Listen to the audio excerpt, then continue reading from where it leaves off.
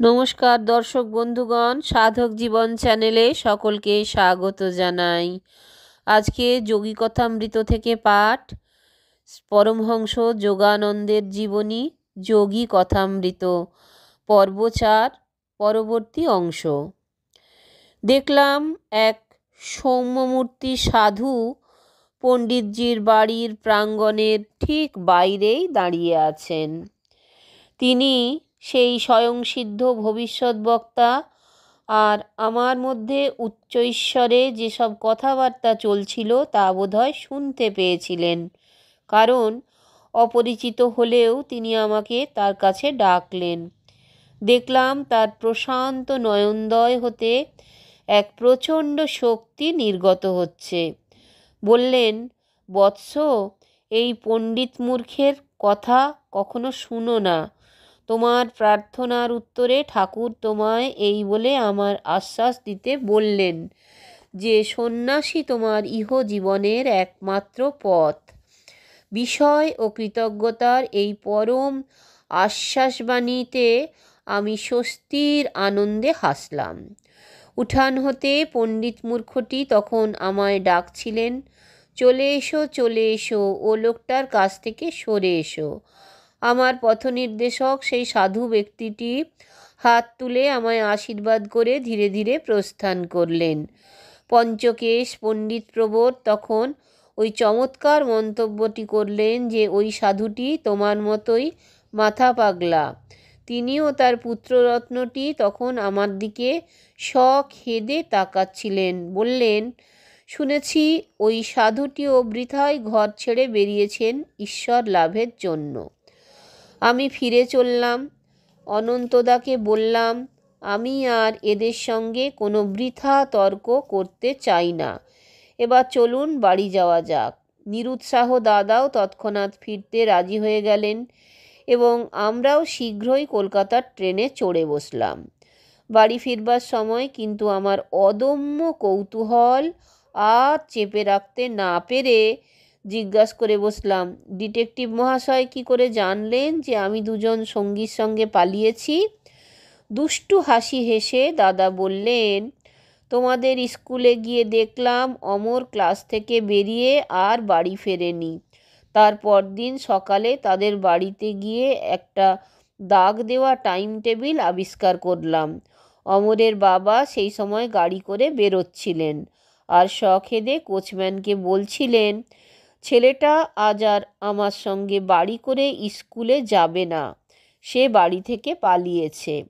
কোচম্যানটা তখন বললে, শুনুন বাবু, আমাদের দলের একটা গাড়োয়ানের কাছে শুনলাম যে সাহেবি পোশাক পরা আপনার ছেলে এবং তার দুটি বন্ধুতে মিলে হাওড়া স্টেশনে গিয়ে গাড়িতে চড়েছে।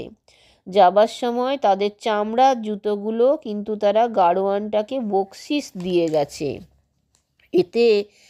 এতে করে আমি 3টি সূত্র পেলাম, টাইম টেবিল, তোমাদের 3 মূর্তি আর সাহেবি পোশাক। অনন্তদার রহস্যোদ্ঘাটন আমি মিশ্রিত আমোদ আর বিরক্তির সঙ্গে শুনছিলাম। বুঝলাম গাড়োয়ানের প্রতি আমাদের বদান্যতা কিঞ্চিত অপাত্রে ন্যস্ত হয়েছে। অবশ্যই অমর টাইম টেবিলে যেসব শহরের নামের তলায় দাগ দিয়েছিল সেই সব জায়গায় স্টেশন মাস্টারদের কাছে তখন টেলিগ্রাম করতে ছুটলাম। বেরিলির গায়েও দাগ দেওয়া ছিল, কাজেই সেখানে তোমার বন্ধু দ্বারকাকে তার করলাম। কলকাতায় আমাদের আত্মীয় স্বজনদের মধ্যে খোঁজ খবর নিয়ে জানলাম যে খুড়তুতো ভাই যতীনদা এক রাত্রি অনুপস্থিত, কিন্তু তার পরদিন সকালবেলায় সাহেবি পোশাকে বাড়িতে এসে হাজির হয়েছে। তাকে খুঁজে বার করে আমি তাকে বাড়িতে খাবার নেমন্তন্ন করলাম। আমার বন্ধুত্বপূর্ণ ব্যবহারে সম্পূর্ণ নিঃসংকোচিত্তে সে নেমন্তন্নে এলো। রাস্তায় কোনো রকম সন্দেহ না জাগিয়ে আমি তাকে থানায় নিয়ে গিয়ে তুললাম। গোড়া থেকেই জনকতক ভয়ঙ্কর গোছের চেহারার পুলিশের লোক আমি বেছে রেখে এসেছিলাম। তারা তাকে নিয়ে ঘিরে বসলো। তাদের ভীষণ চাউনি দেখে যতীনদা ভড়কে গিয়ে তার রহস্যজনক আচরণের কৈফিয়ত দিতে রাজি হলো। যতীনদা বলল, একটা হালকা আধ্যাত্মিক ভাব নিয়ে হিমালয়ের পথে বেরিয়ে পড়েছিলাম। গুরুলাভের আশায় মন উৎসাহে নেচে উঠেছিল। কিন্তু মুকুন্দ যেই বলল হিমালয়ের গুহার মধ্যে যখন ধ্যানে বসে থাকব, সেখানকার বাঘগুলো তখন মন্ত্রমুগ্ধ হয়ে পোষা বেড়ালের মতো এসে আমাদের চারধারে বসবে, তখনই আত্মারাম খাঁচা ছাড়া হবার উপক্রম হলো। কপালে ফোঁটা ফোঁটা ঘাম দেখা দিল। ভাবলাম, আমাদের যোগ বলে যদি বাঘগুলোর হিংস্র প্রকৃতি সব না বদলায়, তাহলে কি হবে? তারা কি তবুও আমাদের কাছে বাড়ির পোষা মিনি বিড়ালটির মতো শান্তশিষ্ট হয়ে বসে থাকবে? মনশ্চক্ষে দেখতে পেলাম একেবারে পুরো ধড়টা না হলেও হাত পাগুলোর এক একটা কিস্তি পাঠিয়ে ইতিমধ্যেই আমি একটি বাঘের পেটের ভেতর ঢুকে গেছি। যতীনদার অদৃশ্য হওয়াতে যে রাগ হয়েছিল তা চলে গিয়ে তখন আমার খুব হাসি পেল। ট্রেন হতে সরে পড়ায় সেই হাস্যোদ্দীপক কৈফিয়তে তিনি আমার যে মনোকষ্ট দিয়েছিলেন তা সব দূর হলো। যতীনদাও পুলিশের হাত এড়াতে পারেননি বলে মনে যে কিঞ্চিত তৃপ্তির ভাব এসেছিল তা অবশ্য স্বীকার করতেই হবে। হাসি পাচ্ছিল, আবার ভয়ানক রাগও হচ্ছিল। বললাম, অনন্তদা, আপনি দেখছি জাত গোয়েন্দা। যাই হোক, যতীনদাকে আমি বলবো যে বিশ্বাসঘাতকতা করবার মতলব নয়, আত্মরক্ষার স্বাভাবিক তাগিদেই যে তিনি এ কাজ করে ফেলেছেন, এতে আমার মনে একটুও দুঃখ নেই। কলকাতার বাড়িতে পৌঁছলে অন্তত স্কুলের লেখাপড়া সাঙ্গ না হওয়া পর্যন্ত কোথাও পা না বাড়াতে পিতা কাতর অনুরোধ করলেন। ইতিমধ্যে আমার অনুপস্থিতিতে পিতা শাস্ত্রজ্ঞ সাধু পণ্ডিত স্বামী কেবলানন্দজিকে আমাদের বাড়িতে নিয়মিত আসার ব্যবস্থা করে রেখেছিলেন। তাই তিনি এবার পরম নিশ্চিন্তে হয়ে বললেন, এই সাধু পণ্ডিত মহাশয়ের কাছে এখন থেকে তুমি সংস্কৃত পড়বে। পিতা আশা করেছিলেন যে আমার ধর্মাকাঙ্ক্ষা একজন পণ্ডিতের শাস্ত্রোপদেশেই পরিতৃপ্ত হবে, কিন্তু তার বিপরীত ফল ফলল অতি সূক্ষ্মভাবে। আমার নবনিযুক্ত শিক্ষকটি বৌদ্ধিক শুষ্কতার পরিবর্তে আমার অন্তরের ঈশ্বরাকাঙ্ক্ষার অগ্নিতে বায়ু সঞ্চার করলেন। পিতা জানতেন না যে স্বামী কেবলানন্দজি লাহিড়ী মহাশয়ের একজন উন্নত শিষ্য। সেই অদ্বিতীয় গুরুর অমোঘ দৈব শক্তির চৌম্বক প্রভাবে সহস্র সহস্র শিষ্য তার দিকে নীরবে আকৃষ্ট হয়েছিল। পরে আমি শুনেছিলাম লাহিড়ী মহাশয় কেবলানন্দজিকে প্রায়ই ঋষি আখ্যায় অভিহিত করতেন। কেবলানন্দজির সুন্দর মুখখানি কোঁকড়ানো চুলে ঘেরা, তার কালো চোখ দুটি শিশুর ন্যায় স্বচ্ছ ও সরল, তার সুকুমার দেহের গতি একটা প্রশান্ত গাম্ভীর্যের দ্বারা সংহত। চিরশান্ত ও স্নেহময় তিনি, আত্মজ্ঞানে সুসমাহিত। গভীর ক্রিয়াযোগ অভ্যাসে তার সঙ্গে ঘণ্টার পর ঘণ্টা পরমানন্দে কাটত। সনাতন ধর্মশাস্ত্রে কেবলানন্দজি সুপণ্ডিত ছিলেন। তার গভীর পাণ্ডিত্যের দরুন তিনি শাস্ত্রী মহাশয় এই উপাধি লাভ করেছিলেন এবং সচরাচর এই নামেই অভিহিত হতেন। কিন্তু সংস্কৃতে আমার উন্নতি বিশেষ উল্লেখযোগ্য হয়নি। আমি সর্বদাই সুযোগ খুঁজতাম কী করে নীরস ব্যাকরণের হাত এড়িয়ে যোগ আর লাহিড়ী মহাশয়ের আলোচনা শুরু করা যায়। শাস্ত্রী মহাশয় একদিন তার গুরুর সঙ্গে তার জীবনের কিছু অংশ বিবৃত করে আমাকে কৃতার্থ করেন। শাস্ত্রী মহাশয় বললেন, বহু পুণ্যের ফলে লাহিড়ী মহাশয়ের কাছে আমার বছর 10 থাকবার অসীম সৌভাগ্য লাভ ঘটেছিল। তার কাশীর বাড়িতে প্রায় রোজই রাত্রে যেতাম। দোতলার ওপরে সামনের বৈঠকখানায় তিনি সর্বদাই থাকতেন। একটা কাঠের চৌকির ওপর পদ্মাসনে বসে থাকতেন, আর শিষ্যবর্গ মালার মতো অর্ধবৃত্তাকারে চারধারে বসত। তার উজ্জ্বল চোখ দুটি স্বর্গীয় আনন্দে উদ্ভাসিত। অর্ধনিমীলিত সেই দুটি চোখ অন্তরের সুদূর প্রসারী দৃষ্টিমণ্ডলের ভেতর দিকে শাশ্বত আনন্দময় রাজ্যে গিয়ে নিবদ্ধ হতে থাকে। কদাচিৎ তিনি বেশি কথা বলতেন। তার মধুমাখা প্রাণারাম কথাগুলি বলার সময় জ্যোতিপ্রপাতের মতো ঝরতে শুরু হতো। গুরুদেবের দৃষ্টিপাতে মনের মধ্যে এক অপূর্ব শান্তি ফুটে উঠল, যেন একটি অনন্ত পদ্মের ভেতর থেকে তার অবর্ণনীয় অমৃত নিঃসন্দি আনন্দ সৌরভ আমার সকল সত্তার ওপর পরিপূর্ণভাবে ব্যাপ্ত হলো। তার সংসর্গ, এমনকি দিনের পর দিন কোনোরূপ আলাপ আলোচনা ছাড়াই, আমার সম্পূর্ণ সত্তার মধ্যে একটা আমূল পরিবর্তন এনে দিয়েছিল। যদি কোনো অদৃষ্টপূর্ব বাধা আমার মনঃসংযমের পথে এসে দাঁড়াতো, তাহলে আমি গুরুপদতলে বসে ধ্যান শুরু করতাম। তখন নিতান্ত জটিল আর কঠিন অবস্থাও আমার কাছে অত্যন্ত সরল আর সহজ হয়ে আসতো। স্বল্পোন্নত গুরুদের কাছে এইসব অনুভূতিগুলো বোঝা দুরূহ ছিল। গুরু ছিলেন ভগবানের সাক্ষাৎ জীবন্ত মন্দির, যার গোপন দ্বার সকল শিষ্যদের কাছে ভক্তির জোরেই উন্মুক্ত হতো। লাহিড়ী মহাশয় পুঁথিগত বিদ্যার জোরে শাস্ত্র ব্যাখ্যা করতেন না। বিনা আয়াসে তিনি ঐশ্বরিক জ্ঞান ভাণ্ডারে প্রবেশ লাভ করতেন। তার সর্বজ্ঞতার উৎস থেকে বাণীর ফেনর্মি আর চিন্তার ধারা সহস্রমুখে উচ্চারিত হয়ে উঠত। যুগ যুগান্ত পূর্বে বেদের মধ্যে নিহিত গভীর দার্শনিক তত্ত্ব সকল নিরূপণ করবার অদ্ভুত কৌশল তার চমৎকারভাবে জানা ছিল। প্রাচীন শাস্ত্রে লিখিত আত্মজ্ঞানের বিভিন্ন স্তরের বিষয় বর্ণনা করতে অনুরোধ করলে তিনি একটু হেসে বলতেন, দাঁড়াও, আমি ওই সব অবস্থার মধ্যে প্রবেশ করে এক্ষুনি আমার অনুভূতিগুলো তোমাদের সব বলে দিচ্ছি। তিনি ছিলেন সেই সব গুরুদের সম্পূর্ণ বিপরীত, যারা কেবলমাত্র শাস্ত্র মুখস্থ করে অনুপলব্ধ বিষয়গুলোর অজীর্ণোদ্গারই করতে পারতেন, আর বেশি কিছু নয়। অবিরাম রাম নাম জপ করো। আবার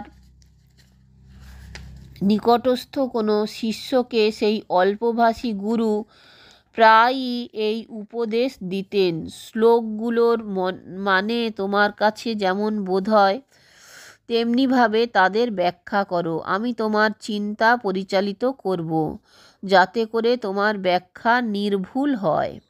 এমনি করে লাহিড়ী মহাশয়ের বহু অনুভূতিলব্ধ বিষয় তার নানা শিষ্যদের বহুল ব্যাখ্যা সমেত লিপিবদ্ধ হয়েছিল।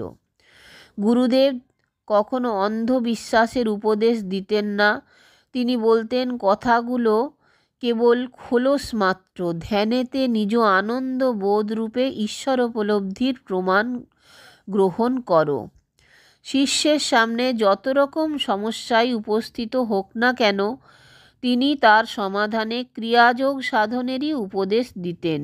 বলতেন, যখন আমি এ শরীরে আর তোমাদের দেখিয়ে দিতে উপস্থিত থাকব না, যৌগিক সমাধান তখনও তার উপযোগিতা হারাবে না। একটা তত্ত্বগত প্রেরণার মতো আর অভ্যাসের কৌশল কখনো রুদ্ধ, অবহেলিত বা বিস্মৃত হবার নয়। তোমার মোক্ষ লাভে অবিরত ক্রিয়ার অভ্যাস করে যাও, তাতেই তোমার শক্তি বৃদ্ধি হবে। কেবলানন্দজি তারপর এই ঐকান্তিক বিশ্বাসের কথা দিয়ে শেষ করলেন যে সেই অনন্ত পুরুষের সন্ধানে আত্মপ্রচেষ্টায় উদ্ভাবিত আজ পর্যন্ত যেসব মুক্তির উপায় বেরিয়েছে, তার মধ্যে এই ক্রিয়াযোগই হচ্ছে আমার মধ্যে সর্বাপেক্ষা ফলপ্রদ। এর অভ্যাসে দেখা গিয়েছে যে সর্বশক্তিমান পরমেশ্বর সকল জীবের মধ্যে লুকিয়ে থাকলেও লাহিড়ী মহাশয় আর তার কতকগুলি বিশিষ্ট শিষ্যদের দেহে প্রত্যক্ষভাবে রূপ পরিগ্রহ করেছিলেন। কেবলানন্দজির উপস্থিতিতে লাহিড়ী মহাশয়ের দ্বারা এক অলৌকিক কাণ্ড ঘটেছিল। একদিন সেই কাহিনীটি বলতে শুরু করলেন। দৃষ্টি তখন টেবিলের ওপর রক্ষিত সংস্কৃত পুঁথি ছাড়িয়ে অনেক অনেক দূরে নিবদ্ধ। রামু নামে তার একটি অন্ধ ভক্ত শিষ্য ছিল। তার অবস্থা দেখে মনে বড় দয়া হলো। ভাবলাম তার মধ্যে ঐশী শক্তি পরিপূর্ণভাবে বিদ্যমান। সেই আমাদের গুরুদেবকে যখন সে আন্তরিকভাবে সেবা করছে, তখন তিনি কি ওর জন্যে কিছুই করবেন না? যাই হোক, একদিন সকালে আমি রামুর সঙ্গে বিষয়টা নিয়ে কথা বলার চেষ্টা করলাম। একটা তাল পাতার হাত পাখা নিয়ে রামু তখন অত্যন্ত মনোযোগের সঙ্গে ঘন্টার পর ঘন্টা ধরে গুরুদেবকে বাতাস করে চলেছিল। রামু যখন উঠে পড়ল, তখন আমিও তার পিছু নিলাম। জিজ্ঞাসা করলাম, রামু, কতদিন তুমি চোখে দেখতে পাও না? জন্মাবধি মশাই, সূর্যের আলো কখনো চোখে দেখিনি। আমাদের সর্বশক্তিমান গুরুদেব তোমায় সাহায্য করতে পারেন। তার চরণে একদিন তোমার কথাটা নিবেদন করেই দেখো না কেন? তারপর দিন রামু খানিক ইতস্তত করে লাহিড়ী মহাশয়ের কাছে উপস্থিত হলো বটে, কিন্তু তার আধ্যাত্মিক ঐশ্বর্যের সঙ্গে সামান্য দেহ সম্পদও ভিক্ষা করতে রামু যেন একটু লজ্জিত হয়েই বলল, গুরুদেব, সারা জগতের আলো যোগান যিনি, তিনি তো আপনার ভেতরেই রয়েছেন। আপনার কাছে শুধু একটু মাত্র ভিক্ষে যে তার আলো আমার চোখে ফুটিয়ে দিন, যাতে করে আমি এ জগতের সূর্যের আলো, যদিও সে ওই আলোর কাছে তুচ্ছ, তো যেন দেখতে পাই। গুরুদেব বললেন, রামু, এসব কথা তোমায় কে বলেছে? আমাকে ফ্যাসাদে ফেলবার জন্য কিছু না জেনেই তোমায় কেউ এসব কথা বলেছে। আমার তো রোগ সারাবার কোনো ক্ষমতা নেই রামু। রামু বললে, গুরুদেব, আপনার ভেতর অনন্ত শক্তি যিনি রয়েছেন, তিনি নিশ্চয়ই আমায় ভালো করে তুলতে পারেন। সে অবশ্যই আলাদা কথা। ভগবানের অনন্ত শক্তি, তার কোথাও সীমা নেই। যিনি তারায় তারায় আলো আর শরীর কোষে প্রাণের জ্যোতি জ্বালাতে পারেন, তিনি নিশ্চয়ই তোমার চোখের দৃষ্টির জ্যোতিতেও ফুটিয়ে তুলতে পারেন।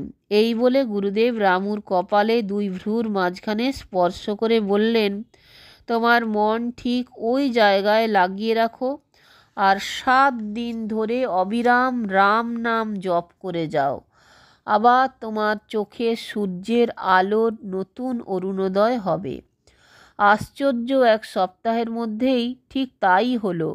জীবনে সেই প্রথম রামু প্রকৃতির সুন্দর মুখ দেখতে পেল। সর্বদর্শী গুরু শিষ্যকে নির্ভুলভাবে রাম নাম জপ করতে বলেছিলেন। যার চেয়ে প্রিয় আর কোনো নাম তার কাছে ছিল না। রামুর মনের জমিতে ভক্তির চাষ দেওয়া ছিল, যাতে গুরুদত্ত রোগ নিরাময়ের মহাবীজ পড়ে অচিরেই তা অঙ্কুরিত হয়ে উঠল। মুহূর্ত চুপ করে থেকে কেবলানন্দজি পুনরায় গুরু প্রসঙ্গ শুরু করলেন। লাহিড়ী মহাশয়ের যা কিছু অলৌকিক ব্যাপার ঘটত, তাতে তিনি নিজের কৃতিত্ব দাবি করে কখনো কোনো অহংকারের প্রশ্রয় দিতেন না। তার আত্মনিবেদনের পরাকাষ্ঠায় তিনি রোগ নিরাময়ে সেই আদ্যাশক্তিকেই নিজের মধ্যে দিয়ে অবাধে পরিচালিত করতে পারতেন। সংখ্যাতীত মানবদেহ যা লাহিড়ী মহাশয়ের ঐশী শক্তির দ্বারা চমকপ্রদভাবে আরোগ্য লাভ করেছিল, শেষ পর্যন্ত অবশ্যই তাদের চিতার আগুনে পুড়েই ছাই হতে হয়েছে। কিন্তু যে নীরব আধ্যাত্মিক জাগরণ তিনি সংশোধিত করেছিলেন, যেসব খ্রিস্টতুল্য শিষ্য তিনি তৈরি করেছিলেন, তারাই হচ্ছেন তার অবিনশ্বর কীর্তি। সংস্কৃত বিদ্যায় আমার পণ্ডিত হওয়া কখনো ঘটে ওঠেনি বটে, কিন্তু আধ্যাত্মিক বিদ্যায় কেবলানন্দজি আমায় আরও উচ্চতর ঐশ্বরিক পদ্ধতিতে শিক্ষাদান করেছিলেন। দর্শক বন্ধুগণ, আপনাদেরকে অজস্র ধন্যবাদ আমার চ্যানেলে এসে আপনাদের মূল্যবান সময় দেবার জন্য। যদি ভালো লাগে তাহলে অবশ্যই চ্যানেলটা একটা লাইক, শেয়ার, সাবস্ক্রাইব করে যাবেন। আবার শীঘ্রই ফিরে আসছি নতুন পর্বে, যোগী কথামৃতের 5ম পর্ব নিয়ে।